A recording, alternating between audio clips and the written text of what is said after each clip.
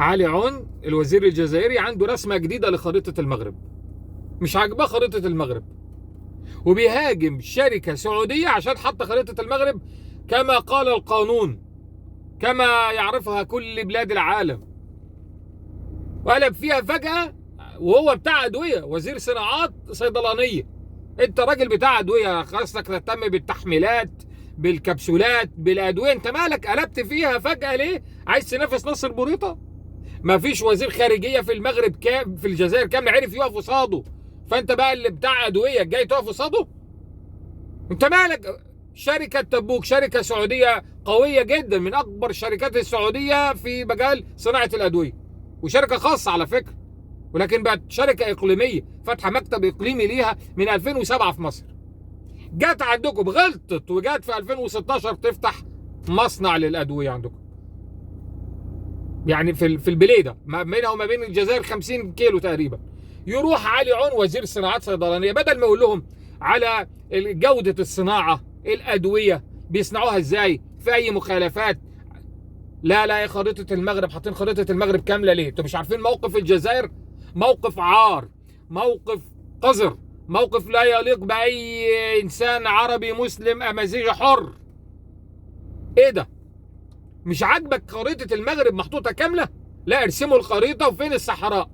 والقناة اللي بتذيع الخبر BBC برضه قناة غريبة، جايبين مذيعة متخلفة يقول لك بيتكلموا عن مش عاجباه رسمة الخريطة اللي جاية على الصحراء الغربية. أشمن غربية؟ الناس دي مين دول ودرسوا الصحافة ازاي وبيتكلم؟ المهم خلينا في الوزير اللي تحول فجأة من وزير بتاع أدوية وعلاج ومراهم وحاجات، لا فجأة خبير في السياسة الدولية، ومش عاجباه خريطة المغرب. اتكلم مع شركة جاية تستثمر عندك، جاية تفتح أسواق. الراجل نفسه الدكاترة الأطباء اللي شغالين في الدومين هتبقى فين؟ والراجل ده عايز ايه؟ وزير صناعات صيدلانية ايه دخله بخريطة دولة تانية؟ وبتقولوا لنا انتوا يا جماعه احنا المغرب والجزائر خاوه ما بس لو انتوا ما دخلتوش بينا الامور هتتصلح. فين اللي هتتصلح؟ رئيسكم اللي عم تبون كان بيتكلم على انه المغرب مستعمر ارضه من كام يوم في الامم المتحده، وراجل بتاع ادويه وبتاع تحميلات وبتاع كبسولات ومش عاجباه خريطه المغرب. انتوا مش انتوا مجانين؟ انتوا مالكم؟ ايه علاقتكم بتصرفوا في الاربع سنين اللي فاتت فقط حوالي نص مليار دولار على موضوع البوليزاريو؟ يا جماعه الفلوس دي لو صرفتوها على الشعب الجزائري اقسم بالله كان زمانه في حته تانية. الشعوب اللي فيها بترول وغاز اتغيرت حيواتهم كلها، وضعهم اختلف، المستوى السنوي لدخل الفرد عندهم بقى في حته تانية خالص، وانتوا غير مقابلين المغرب والصحراء المغربيه. معرفش سبحان الله الحسن الثاني كان شايفها ازاي من بعيد. احنا مش عايزين حد يعترف بالصحراء مغربيه ولا لا، احنا عارفين صحراء في مغربها والمغرب في صحراء. احنا بس عايزين من العالم يعرف احنا مع مين ربنا حشرنا في الجوار، مين الناس اللي بيساكنونا. ايه يا عم ده؟ اقسم بالله لو انا مش عايش والله ما صدق، لو انا مش عايش الاحداث دي ومحاضرها صوت وصوره وتحصل دلوقتي. يعني لو بيقولوا لي حصلت في التاريخ اقول ناس بتزور التاريخ، مستحيل يكون في انسان حر بيعمل كده. ايه وضعكم؟ ايه مشكلتكم؟ ايه انت ازاي متدخل كده هنا يا عمي؟ ما تقولش بقى ان الجزائر غير طرف محايد فقط، لا انت الخصم الاصيل في الموضوع، غير فقط البوليزاريو ده بيضك كده في شطرنج انت بتلعب بيه، لكن الاصل الصراع انت اللي سايب اكبر دوله في المساحه في افريقيا ومش عاجبك الحال، عايز نافذه لازم تطلع بيها على المحيط. يا راجل مش انتوا هتنشفوا البحر الابيض؟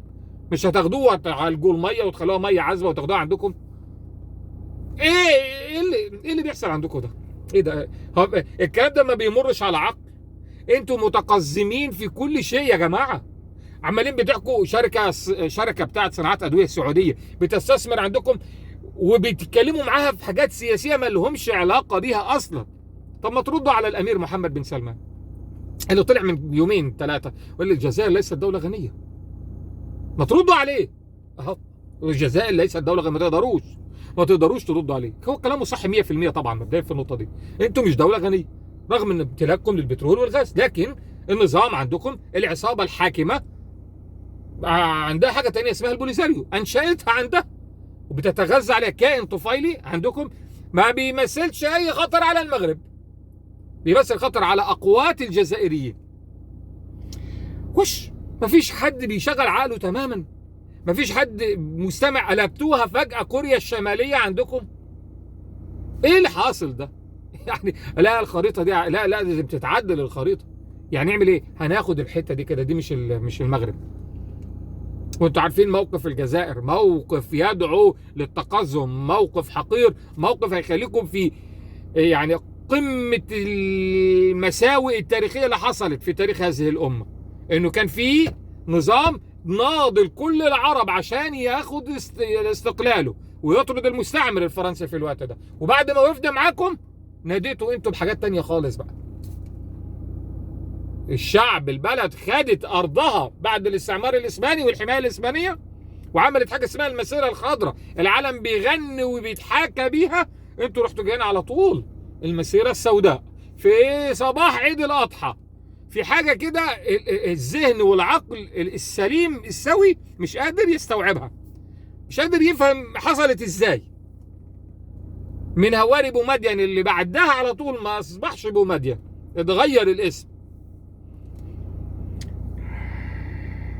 ليه بتعملوا كده؟ حقيقي والله ليه بتعملوا كده؟ مالك بتاع ادويه انت، مالك بالخريطه؟ وعمالين بتتقزموا دوليا البريكس وما دخلتوش فيه، رغم ان رئيسكم كان واضحه. الفيديوهات لسه موجوده ولا هي متشاله من عندكم في اليوتيوب في الجزائر؟ يعني مش موجوده. وهو بيوقف قدام فلاديمير بوتين وبيقول له يعني نرجو ان انتوا تدعمونا، اللي هتبقى نقله قويه للجزائر شعب وحكومه ان احنا ندخل البريكس، وان شاء الله عام 23 في التلفزيون الجزائري هيتوج بانضمام الجزائر لمنظمه البريكس. وفجاه البريكس لا لا لا لا لا، احنا مالنا احنا بالبريكس؟ الجزائر اكبر من البريكس، الجزائر اكبر من السياسه نفسها. طلعتوا من الاتحاد الافريقي، سحبتوا الملفات بتاعتكم بتاعت تنظيم اي بطوله رياضيه لحد 2029 بناء على كلام حفيظ دراج، واحد برضو من ابواق النظام الغريب جدا اللي بيعتبر عندي بالنسبه لي قليل الاصل. جه المغرب ورحبوا بيه المغرب لما كان مضطهد في بلده، ولما جه هنا تم الترحيب بيه في كل حته.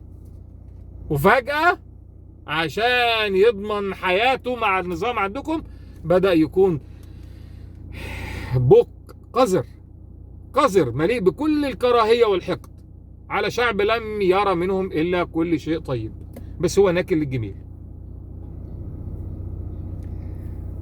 واحد بتاع صناعات صيدلانية وأدوية ومش عارف إيه والسخانة بتاعت الأطفال، وفجأة مركز في الخريطة.